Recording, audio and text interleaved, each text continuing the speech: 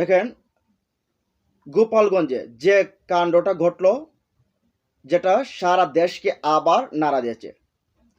NCP নেতাকর্মীরা সেখানে গেছিল, সেখানে তাদের উপর ব্যাপক হামলা চালায় এবং এক পর্যায়ে পুলিশের উপর হামলা করে। শুধু পুলিশের উপর হামলা করেই নয়, পুলিশকে মারধর করে, পুলিশের গাড়ি ভাঙচুর করে ক্ষুব্ধ হয়ে পুলিশের গাড়ি জ্বালিয়ে দেয়। শুধু সেখানে পুলিশকে এই হামলা করে ক্ষান্ত হয়নি, তারা সেনাবাহিনীর উপর হামলা করে, সেনাবাহিনীর উপর পর্যন্ত হামলা চালায়।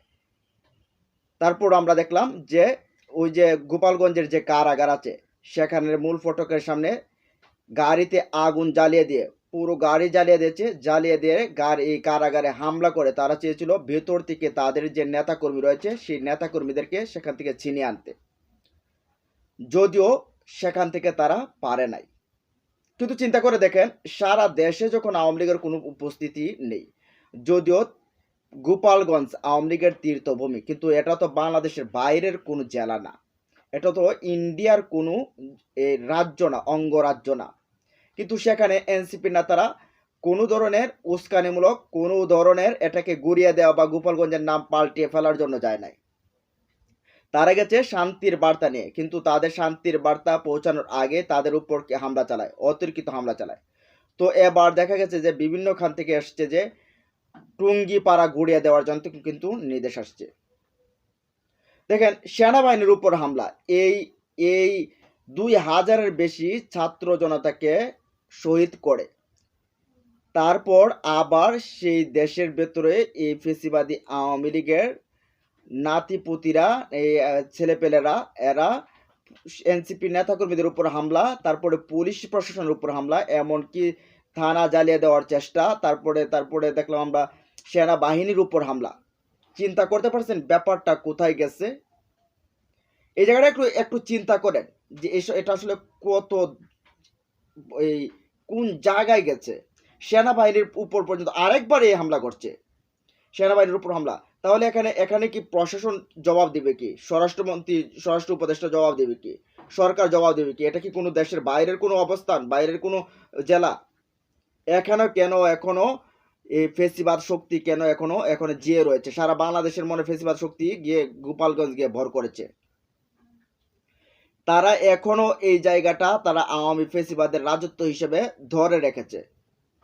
আজকে এনসিপির উপরে হামলা হয়েছে, কালকে বিএনপির উপরে হবে, জামাতের উপরে হবে, গণ অধিকার পরিষদের উপরে হবে, ইসলামী আন্দোলনের উপর হবে, এমনকি সরকারে থাকা ব্যক্তিদের উপর, যেহেতু সেনাবাহিনীর উপর পর্যন্ত হামলা হয়েছে, পুলিশের উপর পর্যন্ত হামলা হয়েছে, এই জায়গায় অন্য কেউ বাদ যাবে না। আর এটা দেখে সারা বাংলাদেশ থেকে আবার ফেসিবাদীরা, এই স্বৈরাচাররা মাথা চারা দিয়ে উঠবে, খুনিরা।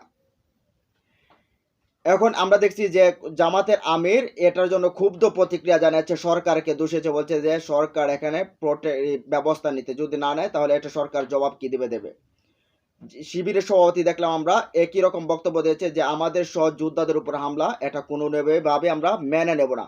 বিএনপির মহাসচিব মির্জা ফখরুল ইসলাম আলমগীর খুবই ক্ষুব্ধ হয়ে বার্তা দিয়েছেন। আমরা দেখলাম বিভিন্ন রাজনৈতিক দল, নুরুল হক নূর বলছেন যে এটাকে গুড়িয়ে দিতে হবে। পিনাকি ভট্টাচার্য দাদা কিন্তু দিলেন আরো, কিন্তু একবারে বলছে যে 32 নম্বর জিজ্ঞাসা যে পথে, এই কোটালি পাড়া, এটাও যাবে সেই পথে। তারপরে আবার অন্যান্য যে দলগুলো আছে প্রত্যেকেই এখন দেখলাম আমরা ঐক্যবদ্ধভাবে একটা সুর উঠছে সেই আওয়ামী লীগের বিরুদ্ধে ভাবে, তাহলে কিন্তু ফিরে আসলে কিন্তু কারো উপায় থাকবে না। তো দেখেন এই জায়গার ভেতরে সুন্দর একটা সমাবেশের জন্য গেছে, পদযাত্রা যেরকমভাবে অন্যান্য এই জেলাগুলোতে করছে সেভাবে গেছে, কিন্তু তার উপর সেনাবাহিনীর উপর পর্যন্ত হামলা। এখন সেনাবাহিনীর থেকেও তো কঠোর অ্যাকশনে যাওয়ার জন্য নির্দেশ দেওয়া হয়ে গেছে। সেনাবাহিনীর উপর থেকে হামলা, তারপরে এই পুলিশের উপরে হামলা, এনসিপি নেতাদের উপর হামলা, অন্যান্যদের উপর হামলা। এখানে যেন এটার জন্য একটা তাদের ফেসিবাদের একটা অভয়ারণ্য এটা। এখন যদি এই সময় যদি তাদেরকে যদি না দমানো যায় তাহলে এরা মাথাচাড়া দিয়ে, এমনকি সারা বাংলাদেশ থেকে মাথাচাড়া দেবে। এখন সময় এদেরকে স্টপ করে দেওয়া, ফুল স্টপ এখানে দেওয়া, আর না হলে এরা আবার পুরো দেশটাকে আবার এভাবে হামলা করতে পারে।